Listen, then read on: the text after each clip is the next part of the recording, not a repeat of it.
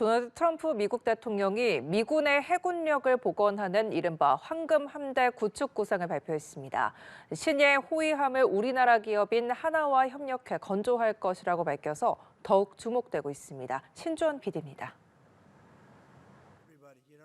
도널드 트럼프 미국 대통령이 냉전 시대 이후 퇴장한 거대 전함을 재도입하고 수십 척의 신예 호위함, 프리기탐이 포함되는 황금 함대 구상을 발표했습니다.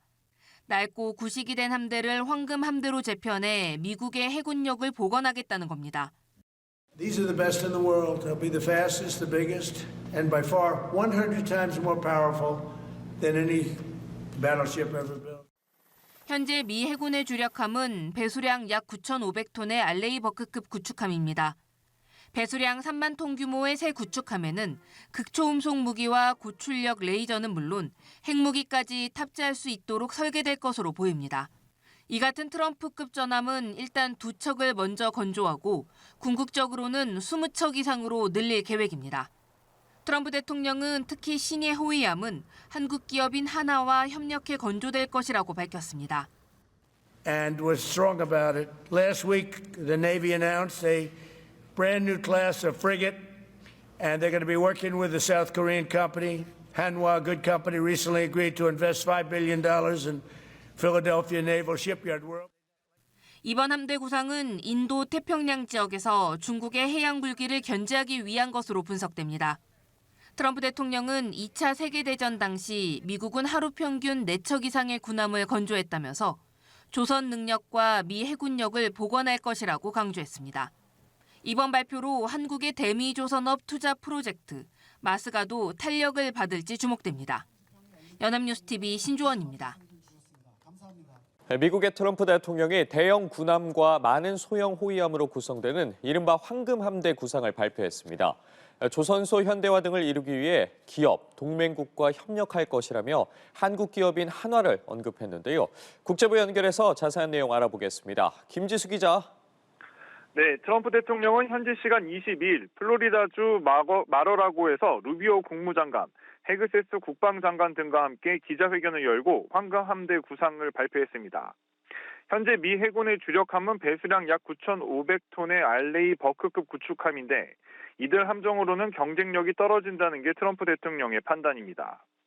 차세대 구축함은 배수량 규모를 3만 톤까지 키우고 전자기 레일건과 지향성 에너지 레이저 같은 미래형 무기를 탑재할 수 있도록 설계될 예정인 것으로 알려졌습니다. 이번 함대의 구상은 인도 태평양 지역에서 중국의 해군력을 견제하기 위한 것으로 분석됩니다.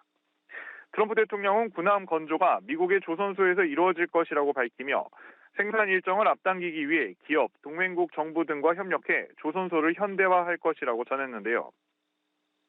그러면서 미 해군이 도입할 신예 호위함은 한국 기업, 한화와의 협력 아래 건조될 예정이라고 밝혔습니다. 트럼프 대통령은 한화는 위대한 회사라고 소개하며 필라델피아 조선소에 50억 달러, 약 7조 4천억 원 이상 투자한 것을 언급했습니다. 이번 발표로 한미 조선협력 프로그램인 마스가도 일부 탄력을 받을 것으로 전망됩니다.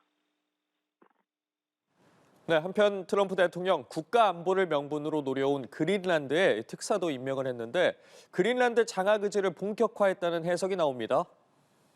네, 트럼프 대통령이 현지 시간 21일 제프 랜들이 루이지애나 주지사를 그린란드 특사에 임명했습니다. 그러면서 그린란드가 미국 안보에 얼마나 중요한지를 이해하는 인물이라고 설명했고 랜드리 주지사도 그린란드를 미국의 일부로 만들기 위해 봉사할 수 있어 영광이라고 답했습니다.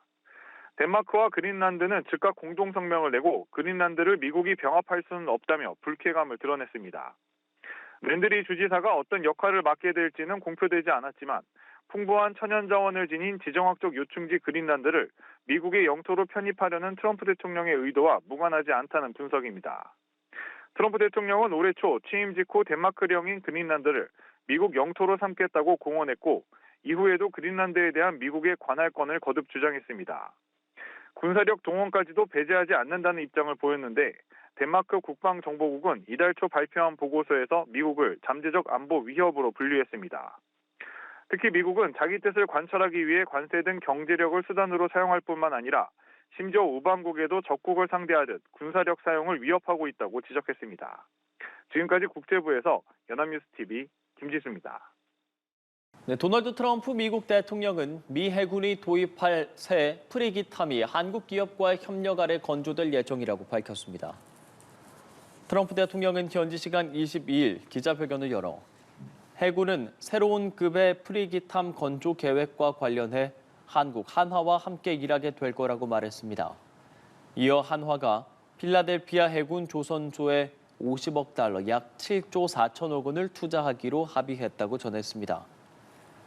트럼프 대통령은 신규 대형 함정들로 구성된 황금 함대를 만들겠다면서 프리기탐들이 이 함대에 포함된다고 밝혔습니다. 집권 2기 시작부터 덴마크령 그린란드를 편입하겠다는 의지를 보여온 트럼프 미국 대통령이 그린란드 특사 자리를 만들었습니다. 그린란드를 장악 의지를 본격화하는 것 아니냐는 해석이 나오고 있는데요. 덴마크와 그린란드는 강력히 반발했습니다. 김지수 기자입니다. 도널드 트럼프 미국 대통령이 제프 랜들리 루이지애나 주지사를 그린란드 특사에 임명했습니다. 트럼프 대통령은 그린란드가 미국 안보에 얼마나 중요한지를 이해하는 인물이라고 설명했고, 랜들리 주지사도 그린란드를 미국의 일부로 만들기 위해 봉사할 수 있어 영광이라고 답했습니다. 덴마크령인 그린란드만을 전담하는 특사 직책을 만든 건 이번이 처음입니다. 덴마크와 그린란드는 즉각 공동 성명을 내고 그린란드를 미국이 병합할 수는 없다며 불쾌감을 드러냈습니다. 유럽연합 역시 덴마크의 영토 보존, 주권, 국경의 불가침성을 지켜야 한다며 힘을 실었습니다. Jeg er stærkt oprørt over den her udpegning af en speciel indvøj, og jeg er specielt jo oprørt over den her særlige indvøjs udtalelse, som vi finder totalt uacceptabel. 랜들리 주지사가 어떤 역할을 맡게 될지는 공표되지 않았지만 풍부한 천연 자원을 지닌 지정학적 요충지 그린란드를 미국의 영토로 편입하려는 트럼프 대통령의 의도와 무관하지 않다는 분석이 나옵니다. 트럼프 대통령은 취임 초부터 그린란드를 미국 영토로 삼겠다고 공언했습니다. We need Greenland for national security and even international security, and I think we're going to get it.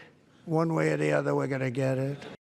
덴마크 국방정보국은 이달 초 미국을 잠재적 안보 위협으로 분류하면서 우방국에도 적국을 상대하듯 군사력 사용을 배제하지 않는다고 지적했습니다. 연합뉴스 TV 김지수입니다. 중국이 스텔스 무인기와 유인 전투기를 함께 비행하는 장면을 처음으로 공개했습니다. 중국의 유무인 복합체계 확대 움직임을 보여주는데 향후 항모 전단에서 운영될 수 있다는 전망이 나왔습니다. 베이징에서 배삼진 특파원입니다. 경납고의 문이 열리자 중국이 개발 중인 GJ-11 스텔스 무인기가 모습을 드러냅니다. 곧바로 제-20 전투기와 제-16D 전자전기와 함께 편대 비행에 나서는데 무인기가 선두에 배치됐습니다. 중국이 공군 창설 76주년을 맞아 무인기를 동원한 합동 작전 체계 영상을 공개했습니다. 并承担高风险区域突防角色，减少飞行员伤亡风险，也向世界传递了中国在下一代空战体系中的技术话语权。 드론의 작전을 원활하게 하기 위해 투입된 전자전기는 적의 레이더와 네트워크 교란을 차단하고 아군 전투기의 작전 범위를 보호하는 임무를 맡습니다. GJ-11은 독립작전은 물론 복자형 J-20에 탑승한 무장사의 조종에 따라 공격력을 확장하는 윙맨 역할을 수행할 것으로 보입니다. 一般来讲，攻击11可以独立作战，做中程僚机的是攻击21。攻击21体型比较小一点，可以飞1000公里，而攻击11体型大一点，可以飞1500公里。 군사 전문가들은 향후 항공모함에 탑재될 가능성이 높다고 분석하는데 합동작전은 아직 훈련 단계일 것으로 내다봤습니다. 合理来推测，会不会因应它的这种福建号的成军，还有它未来有可能076的这个无人机的航母成军以后，它会不会把这款战机也放在这个航母上面的可能性，我们也不能排除。 미국이 항공모함에서 운영을 추진 중인 자율전투 드론 체계와 유사한 대응 전력을 구축하려는 구상입니다. 중국이 향후 건조할 핵추진 항공모함에 레일건 등 미래 무기를 탑재할 가능성도 거론됐는데 앞으로 미국을 압박할 차세대 무기 체계 도입에 속도를 낼 전망입니다.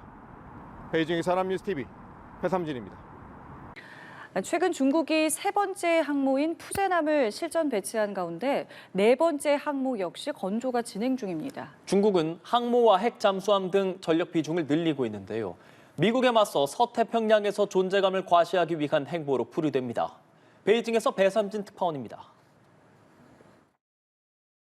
지난달 초 상업용 위성이 공개한 중국 다롄조선소의 모습입니다. 랴오닝함과 산둥함이 만들어진 도크에 네 번째 항공모함 건조로 추정되는 선박이 촬영된 겁니다. 핵추진 항모로 원자로 2기가 설치되고 전자식 사출 장치도 2개가 놓이는데 약 90대의 함재기가 탑재될 것으로 알려졌습니다. 미국의 최신 항모에 필적할 만한 수준으로 이르면 2027년 진수될 전망입니다. 我觉得将来就是几个侧型，第一个更大，平台更大；第二个更快，就是我们的动力更强；第三个就是我们的飞机更多，我们舰载机的这个品类。 중국의 해군력 증강 속도가 가팔라지고 있습니다. 지난해 말 기준 중국의 전투함 정수는 370척으로 미국이 운영 중인 290척을 공식적으로 넘어섰습니다. 향후 5년 내 435척을 보유할 것으로 미 국방부는 예측했는데 096형 저우급 최신형 핵잠수함 건조까지 포함된 수치입니다. 최근 푸제남 취역으로 3개의 항모 전단을 가동하게 된 중국은 10년 내로 2배 더 확장한다는 계획입니다. 我们始终根据国家安全需要和装备技术发展推进航母建设。 중국은 매년 수상함 10척 이상, 핵잠수함의 경우 2~3척을 건조할 능력을 갖췄다는 평가입니다. 미국이 해군력에서 질적 우위를 유지 중인 가운데 중국은 해군력 강화로 서태평양에서의 존재감 과시에 주력하고 있습니다. 베이징에서 남뉴스TV 배삼진입니다.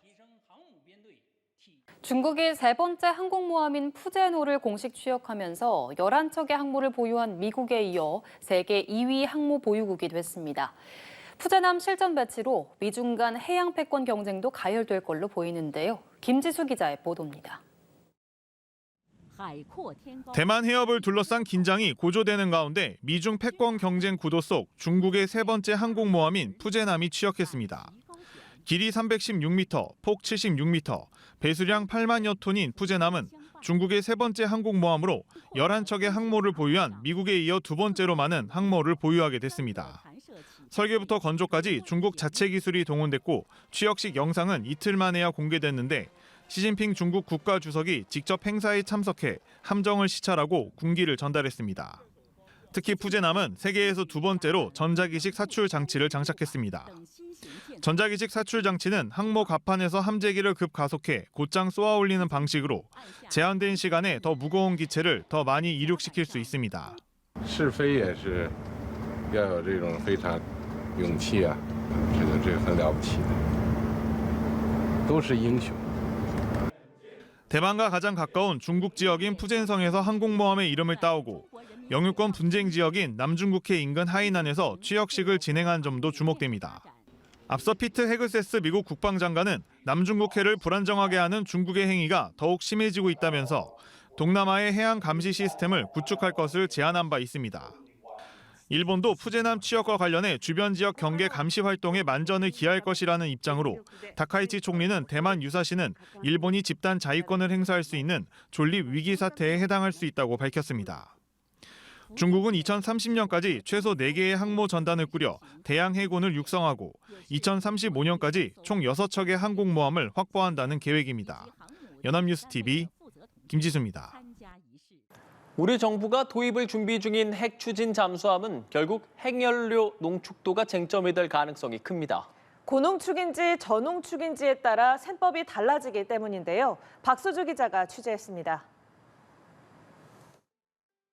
핵추진 잠수함은 핵연료, 즉 농축 우라늄을 사용합니다. 국제원자력기구 IAEA 기준을 보면 20% 미만은 저농축, 이상은 고농축으로 분류되고 90% 이상은 핵무기를 만들 수 있는 무기급으로 간주합니다. 농축도는 잠수함의 소위 건전지 역할을 하는 연료봉의 수명과 직결됩니다. 90% 이상은 잠수함이 퇴역할 때까지 바꿀 필요가 없고 20% 미만은 농축도에 따라 3년에서 10년 주기로 교체해야 합니다. 핵추진 잠수함을 보유한 6개국 중 미국, 영국, 러시아가 90% 이상 고농축을 사용하지만 중국은 최대 5%, 프랑스는 7%대 전홍축을 사용 중입니다. 호주가 미국, 영국과의 3국 안보 동맹을 통해 예외적으로 90% 이상 고농축 핵잠수함을 받기로 했지만 우리나라가 호주 선례를 따르기는 어려울 것이라는 관측이 많습니다. 중국과 러시아, 북한 등 주변국으로 인한 핵 비확산 논란이 큰 데다 자체 우라늄 농축과 사용 후 해결료 재처리 권한 확보를 추진 중이기 때문입니다. 호주는 고농축 핵잠수함을 얻는 대신 농축과 재처리 권한을 영구 포기하기로 했습니다. 일각에서는 전홍축의 연료봉 교체 주기가 잦아 이에 따른 막대한 비용과 전력 공백을 우려하기도 하는데 설계 기술로 극복 가능하다는 의견도 있습니다. 재장전이 쉽지는 않기 때문에 우리는 착탈식으로 하잖아요. 아예 동체로. 그래서 그게 이제 모듈화거든요. 만약에 디젤하고 배터리를 겸용을 한다. 하이브리드로 만든다 하면은 재장전 주기도 그리 걱정할 게 없고. 이 때문에 전홍축 핵잠수함과 함께 농축, 재처리 권한을 확보해 해결료를 안정적으로 공급하는 것이 현실적일 수 있다는 지적이 나옵니다. 연합뉴스TV 박수주입니다. 케빈 김 주한 미국 대사 대리가 한국의 추진 잠수함 도입은 서해에서 일어난 일을 보면 그 이유를 알 수 있다고 말했습니다. 중국을 직접 거론하지는 않았지만 한국이 중국 견제에 보다 적극적으로 나서야 한다는 입장을 내놓은 것 아니냐는 해석이 나옵니다. 정영빈 기자가 보도합니다. 한미의원연맹이 개최한 제1회 한미 외교 포럼의 기조연설자로 나선 케빈 김 주한 미국 대사대리. 영내 도전 과제가 진화하고 있다는 것을 인식하고 함께 협력해 대응해야 한다고 말했습니다.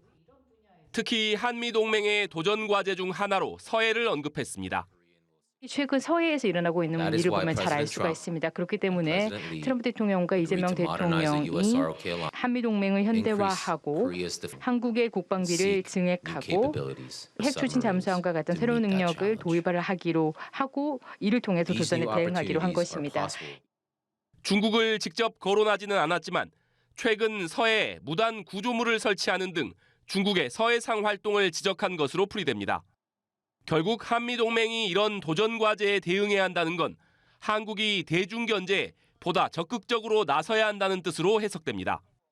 최근 방한한 데릴 커들 미 해군 참모총장이 한국이 보유할 핵 잠수함에 대해 중국 억제에 활용하는 것은 자연스러운 예상이라고 말한 것과 같은 맥락입니다.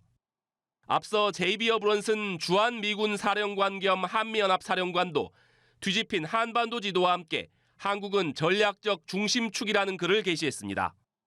브런슨 사령관은 새로운 지도 접근법이 한국과 일본, 필리핀, 전략적 삼각 틀의 중요성을 보여준다고 썼습니다. 이 때문에 일각에선 주한미군이 대북 억제를 비롯한 한반도 방어보다는 미국의 인도태평양 안보 전략과 연계해 대중 견제에 집중하겠다는 의사를 내비친 것 아니냐는 분석이 나오기도 했습니다. 연합뉴스TV 정영빈입니다.